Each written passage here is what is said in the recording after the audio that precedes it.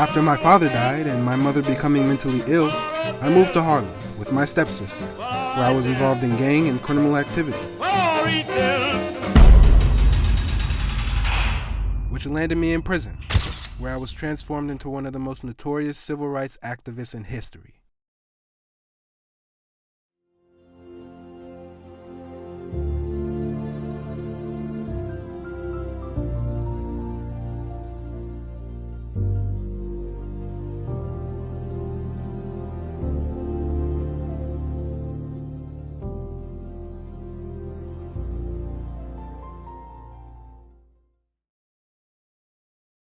Do you consider yourself militant?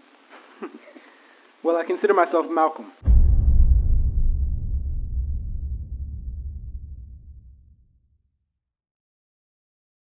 I am not here today as an American, because if I was an American, the problems that confront our people today wouldn't even exist. Instead, I have to stand up here today as what I was when I was born, a black man.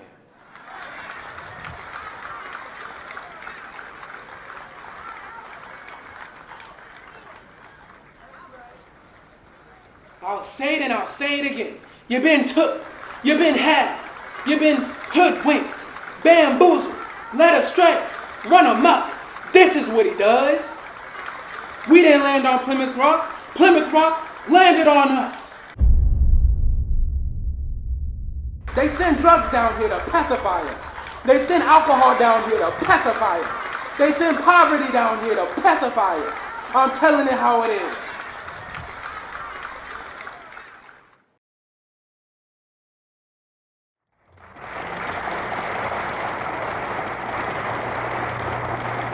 In order for you and me to devise some type of method, some type of strategy to offset some of the events or repetition of events that have taken place here in Los Angeles, we have to get to the root. We have to get to the cause. Dealing with the condition itself is not enough. And it is because of our efforts toward getting straight to the root that people oftentimes think that we are dealing in hate. We are oppressed. We are exploited. We are downtrodden. We are not only denied civil rights, but even human rights. And the only way we're going to get some of this oppression and exploitation away or aside from us is if we come together against the common enemy.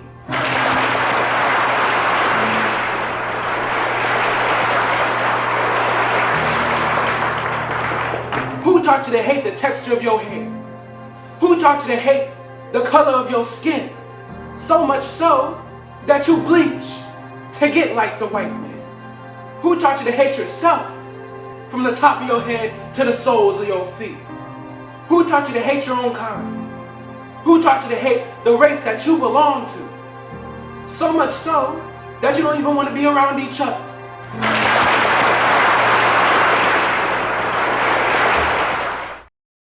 Last year we sat in, what did we get?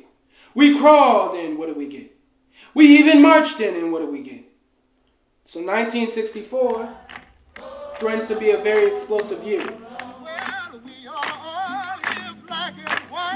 The long-awaited March for Jobs and Freedom on Washington, D.C. has started. About 10 minutes ago, the march began, headed off down Constitution Avenue, headed toward the Lincoln Memorial, which is where we're seated now.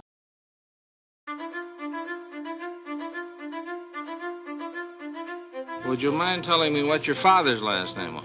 The last name of my forefathers was taken from them when they were brought to America and made slaves.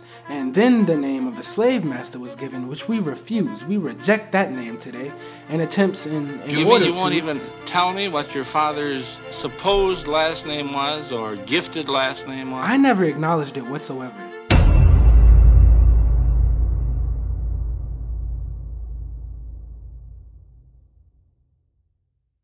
Malcolm X, second in command of the black Muslim movement, expressed joy at the assassination of President Kennedy at a Manhattan rally last Sunday. Malcolm said that the killing of the president was an instance of the chickens coming home to roost. In Chicago today, Elijah Muhammad, the leader of the anti-white Muslim movement, suspended Malcolm X and disavowed his statement. Malcolm X, you were involved in a controversy some months ago with your leader. Well, yes. Yes, I've been silent for the past 90 days because of some statements that I made concerning the President of the United States, which were distorted. What did you say, Malcolm? Well, I said the same thing that everybody said, that his assassination was the result of the climate of hate. That we're making progress in this? If you stick a knife in my back 9 inches and pull it out 6 inches, there's no progress. If you pull it out all the way, that's not progress.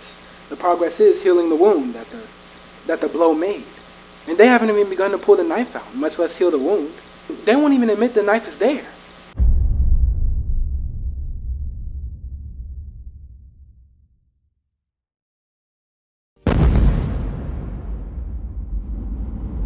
A firebomb was tossed into the home of Malcolm X here in New York City early this morning. The house was heavily damaged, but Malcolm X, his wife, and 4 children were not injured.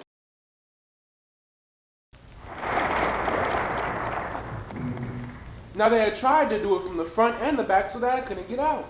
But had that fire, had that one gone through that window, it would have landed on a 6-year-old girl, a 4-year-old girl, and a 2-year-old girl.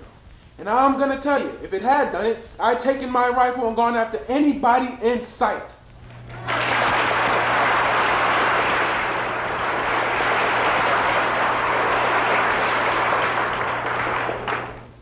The only regret that I have in all of this is that 2 black groups have to fight and kill each other off. Elijah Muhammad could stop the whole thing tomorrow just by raising his hand. Really, he could. He could stop the whole thing tomorrow by raising his hand. But he won't. He doesn't love black people. He doesn't even love his own followers. Proof of which they're killing each other. They killed one in the Bronx. They shot another one in the Bronx. They tried to get 6 of us Sunday morning. And the pattern has developed across the country. The man has gone insane. Absolutely out of his mind. Now, I am very aware of what I'm setting into motion by what I'm saying here tonight. I am very aware. But I've never done or said anything in my life that I wasn't prepared to suffer the consequences for.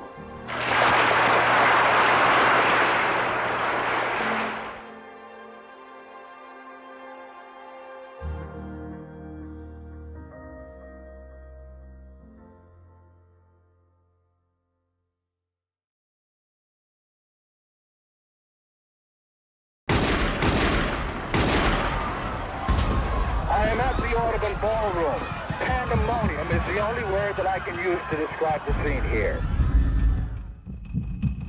I was sitting in the first row when Malcolm came on the stage and greeted the audience. Several persons, it happened so quickly I can't describe them, stood up and fired shots.